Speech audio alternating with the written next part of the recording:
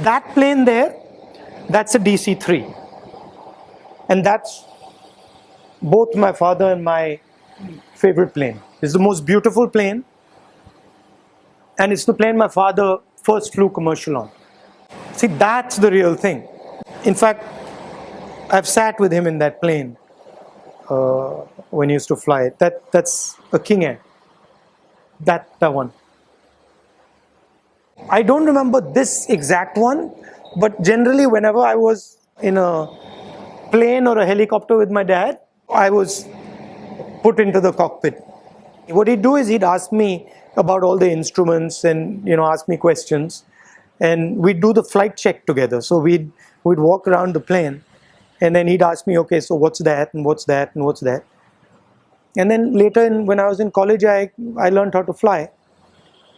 I remember we once went to Jaipur, Udaipur, and then we went to Bombay, and then we went to Srinagar as well. It was very exciting because these were all normally early morning flights. So sometimes it would just be a surprise. He'd come into my room. I remember once he came into my room at about 3:30 in the morning. He's like, okay, get ready. So I was like, what is this? Get ready. So he didn't tell me why or anything like that. So I was like, okay. I had a little aluminium case this big. I packed it with, my shirts and my pants and my shoes. And then I remember walking out in the dark and going. So we were going on a flight. And then I remember I sat in the jump seat. Those days, it was pre 9/11, so you could sit in the jump seat. And I remember sitting in the jump seat of a big plane for the first time, and him pointing out different things, and then starting the engine, which for us mechanical people is fantastic. So I can still remember it. And then there was a problem. There was some sort of a technical problem. It was an Avro, and the technical problem, so it was delayed. So I spent quite a lot of time in the cockpit while my father was trying to fix the problem on the ground. And then I remember when we took off. Wonderful. Look, if you're a pilot, that's a risk you take. I mean, that's just something that you take it. So my father told my uncle, because my uncle was flying a very particular type of plane, a Pitts Special. It's a very aggressive plane. My father told him that, don't do this. My uncle really didn't have the experience. My uncle had similar hours to what I have, about 300, 350 hours. And he shouldn't have been flying that plane. And he flew it, and that's what happens when you don't have the experience and you fly.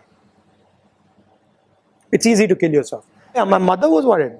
So every time my father would go on a flight, it would be, my mother would have this record playing in the background that he's on a flight, it's so dangerous, and she'd be worried and she'd be transferring the word. Then once there was a problem. It was sometime, it was on the Kashmir. There was some problem with Kashmir, and then there was some issue with his aircraft. So my mother, I remember, getting very worked up. Pilots have a very particular ability that comes from their training. And it is this idea that you have to move from a 30,000 foot vision to details in the cockpit. If you lose track of details in the cockpit, you run into trouble.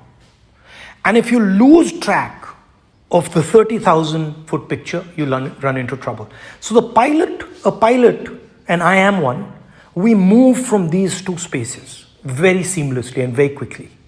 Pilots also, when they fly, their imagination isn't blocked by roads, by railway lines.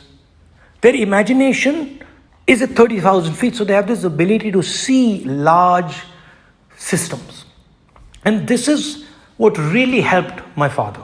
I could see this process taking place where he would go and meet people, get into their details, understand their details, and then instantly move to 30, 40, 50,000 feet and look at the big picture. And his work was constantly moving between these two perspectives. And always understanding that imagination can bridge anything. So that to me was a very powerful thing that my father had. That's the A3 Airbus, A320. One of his big regrets was that he left the airline and couldn't fly the bigger jets.